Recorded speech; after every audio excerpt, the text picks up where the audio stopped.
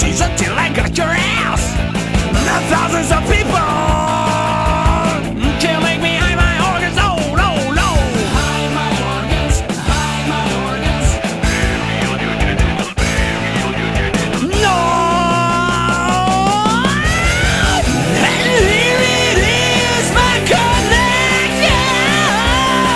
Sin, dig me a hole. And here it is, my connection of sound. Dig me a hole, bury all my genitals. Dig me a hole, bury all my genitals.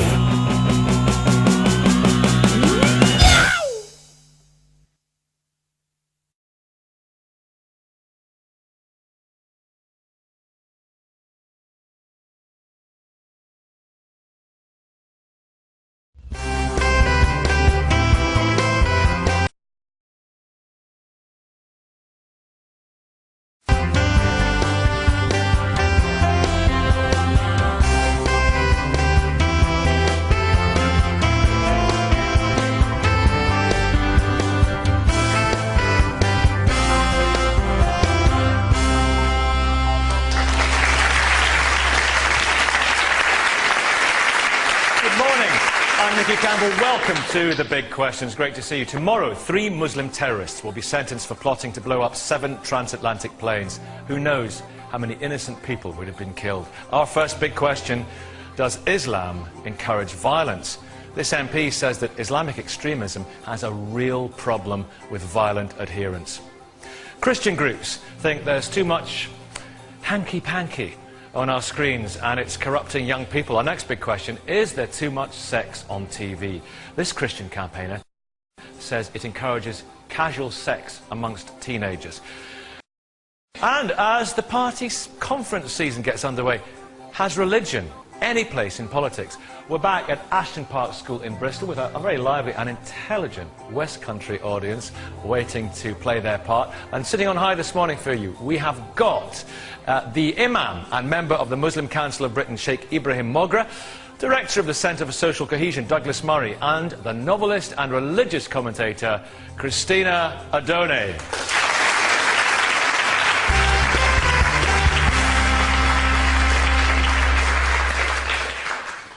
Friday marked the 8th anniversary of 9/11, 8 years ago, when nearly 3,000 people were killed and more than 6,000 were injured by Islamist terrorist attacks. In the years since, we've had bombings in Bali, Madrid, London, Mumbai, to name just a few, and they've murdered over 2,000 more. Does Islam encourage violence? That is our first big question. Farouk, from the Bristol Muslim Cultural Society, we hear all the time that Islam is a religion of peace. What is it in the faith that encourages some of his adherents to think that they have got a license to kill?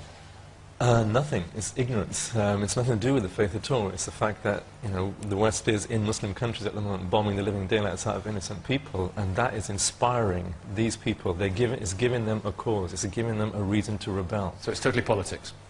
Much of it is to do with politics. That's where the trigger point, that's the crisis point. And if we continue to associate Islam and say Islam is a just cause here, Islam is a justifying factor, then we're way off the mark. Then we're not be able to tackle the issue. But Farouk, haven't they got plenty to go on in the scriptures? I mean, it would be kind of difficult to launch a jihad for Jesus, wouldn't it, if you looked at the New Testament? But well, no, actually, you can talk about the Christian army in Africa doing exactly the same thing. But that was maybe politics. Can I quote this? I will. So is this. Yeah, okay. But haven't they got some justification when they read things in the Quran which says, I will cast terror into the hearts of those who disbelieve. Therefore, strike off their heads and strike off every fingertip of them. I mean, it's not love thy neighbour, is it? No, I mean, that particular verse isn't, but that's not a general Islamic quote. That's a specific quote to a specific point in a specific time in a specific battle. Muslims were outcast, exiled, left their homes for 9 years, persecuted for 9 years, found sanctuary in a new homeland, were migrated, an exodus from Mecca, migrated. Still the enemies of Islam came to them and wanted to wipe them out. At that point, there is a point in Islam. Islam is not a pacifist religion by any stretch, I agree. But there's a point you continue to turn the other cheek. Yes, it's a continuation of the same message that Jesus brought. Turn the other cheek up to a point. Up to a point, yes. Up to a point. You cannot just stand by and watch evil spread throughout the land and do nothing about it. Douglas Murray. Yeah, I mean, that's one of the big differences, isn't it, between Islam and Christianity? I mean, Christ says, you know, he's asked how many times do I forgive my brother. And hell. Yes, I mean, that's a very good example. The child is too young to know what it thinks about such things. Excuse me, just one moment. Yesterday, I was at a school in Oxford talking to school children from all around Oxford, and a girl of about 12 said to me, "It is true, isn't it, that evolution is only a theory, not a fact? It is true, isn't it, that Darwin recanted on his deathbed? It is true, isn't it, that dinosaurs walked with humans?" Now, I didn't say to this child, "You have been abused by your parents," but that's what I felt. That this child has been told. This child has been told obvious nonsense. Dinosaurs walked with humans. That's religiously inspired nonsense. Needless to say, none of the religious people here believe any such nonsense as that. Nevertheless, it is that is what can happen. Now, I must hasten to say, I'm not against religious education. It is very important that children should learn about religion, because religion is such a salient part of the modern world. You can't appreciate, for example, English literature without understanding... But to be given an inquiring mind. Allow me to broaden it out, if you will. Fatima, I saw your hand up a few minutes ago. You know, Dr. Ramsey's daughter, Fatima, 17 years old, I think I'm right in saying? 18, do beg your pardon. So, correct me if I'm wrong, but Islam teaches that those who do not believe are destined for hellfire, right? It does teach that, but it also teaches tolerance. But let me take the first point, if I may. How can it ever be right to teach a 4-year-old, essentially, that most people in this room are going to burn in hell? I don't think they're taught from when they're a child this sort of theory of indoctrination. They're not sat down and drilled with this information. The aspect of religion which they're brought up with is the positive aspect of religion. You know, they're taught the community aspects of it, you know, the love and companionship that they get from other people in their religion. When did you first get the concept of hell? How old were you? Hellfire? I can't remember exactly, but you understand it now, clearly. I understand it now, and I've drawn my own conclusions about it. You know, I've been raised with that theory, and I've looked into it myself and drawn my own conclusions. So it's not indoctrination; it's an encouragement, and it's a good atmosphere to be brought up in, where you've got a secure set of values to live with. Over here, yes, Donna, isn't it? Donna, because you were brought up a Catholic, weren't you? I was, and I think that that's one of the very difficult things. When you're a child, part of the message is that if you don't believe what I'm telling you, you will go to hell, or there will be some other kind of punishment.